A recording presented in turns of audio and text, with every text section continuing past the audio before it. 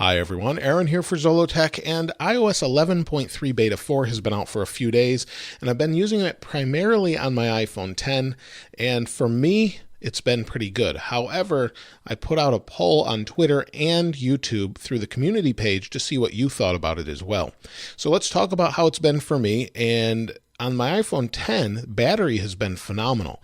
It hasn't been slow or anything, and it's really feels much more stable and more like a public release at this point, at least on the 10 for me. That's not the case for everyone, and I'll show you that in a moment. But for me, the battery life has been great. Yesterday, I left it off the charger from 6:30 a.m. all the way until midnight. So let's take a look at the battery life. I took some screenshots. You'll see I have about 50% left, and 8 hours and 47 minutes usage, 17 hours and 41 minutes of standby. That's pretty phenomenal. And this is what was running. So pretty good. I can't really complain about battery life there, at least not on my 10. As far as responsiveness and things like that, I've had zero issues. CarPlay has been working great for me. It wasn't working great in the previous betas, especially maps. There were a lot of things there was just a lot of lag and things like that with CarPlay. And now everything's smooth. I have no issues with animations. Apps open and close quickly. I have no issues whatsoever. Now on the iPhone 7 Plus, I haven't used this as much as I had hoped to, but this is also running the same beta, and it seems like it's okay. I can still check the battery, and battery health and all of those things are here. You'll see it's at 96%, and this one has not been on the whole time. So it seems responsive at least. 3D Touch is okay. I don't have any lag with things like that. But overall use in general, that's something sometimes I have to rely on a lot of other people just to see what we've got. And many of you responded. So on Twitter, if I go here, we'll scroll up. You'll see on Twitter, 603 people voted, and I asked how it had been, and it was great for 46%, 9% terrible, and 45% okay, but still some bugs. And if I look through the comments here, we'll read a couple. We'll go down to the bottom. Some people here, like Apple Tech, said it's been great on their 6S, and I feel like I get more battery with it. Still the same music bug on the cover. So the music bug. We'll back up a little bit. That music bug, see, opens it up, and that's that.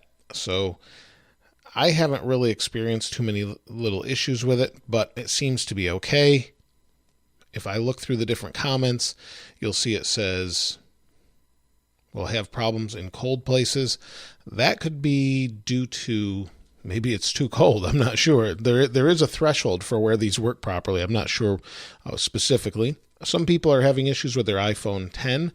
You'll see that's half the screen there. It's kind of strange. It says needs some improvements. Running pretty smooth and stable on my iPhone SE. If I go through here, not sure if you're seeing this issue.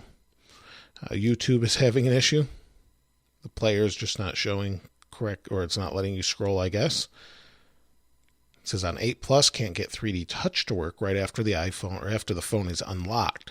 Always goes to app rearrangement and deletion mode. Then after that, it works fine. Well, it sounds like it's a bug. Hopefully they'll fix it soon. Not only did 603 of you vote here, but on the YouTube community page, if you're subscribed to me, you can see these different polls and things. A lot more people voted here, so this is a better indication. 2.4 thousand votes. So 2,400 votes or so over a couple days, and you'll see 36% said it's great. And I'm assuming most of those people are on iPhone 8, 8 Plus, and 10. 12% terrible, and 52% okay, but still some bugs. There's a lot of responses, and if I go through, you'll see one of the most complete versions of iOS 11 on my iPhone 5S, and battery is great. So on the oldest one that's iOS 11 supported, it seems to be pretty great for him, so that's fantastic. Let's take a look down here. Is there anyone who's able to elaborate on why battery performance isn't reliable in the initial days after performing a beta software update? Sure. Actually, that problem has to do with the phone having to re-index the operating system and some other processes that run after an update's been performed. Re-indexing means it has to look at the files locate where they are. So if you do things like search, when you're on this page and you pull down and do a search and it's looking for something specifically, it will help you find those things by knowing where they are. That's indexing. It's basically making an index of everything on the device. So sometimes that runs in the background. Actually, every time you restore or update, it will do that at least a little bit.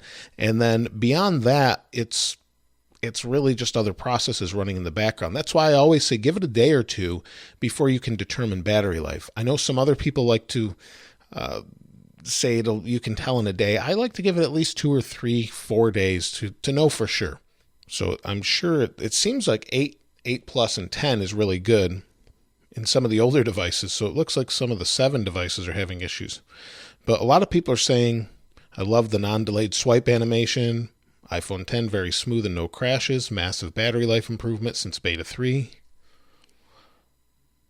However, my iPhone 10 seems laggier than before, so it really depends on the individual phone, it appears, and this seems to be the case most of the time. Using 7 Plus in the UK, a couple of unexpected crashes. Jailbroken 11.1.2. Have it on iPad, some bugs, and I have a feeling that screen resolution has become lower. That's the first time I've heard of that. It's possible, though. No issues on my iPhone SE. Seems snappier, so it's really hit or miss. But if you're subscribed to me, you can take a look at all of these and get an idea as to whether or not you want to upgrade just based on those alone, and hopefully that will help you out. I like to do little polls and things like that before I post one of these videos because I can't possibly test all of the old devices, of course. But I'd love to hear what you think about this particular version of iOS and what you're looking forward to with iOS 12. So if you're looking forward to that, we'll probably see that in June, at least in the first beta form. Apple will show that at a keynote normally at WWDC. And I did a recent video about this, and hopefully there'll be some really good improvements. Let me know your thoughts in the comments below, though. If you haven't subscribed already, please subscribe and like. As always, thanks for watching. This is Aaron. I'll see you next time.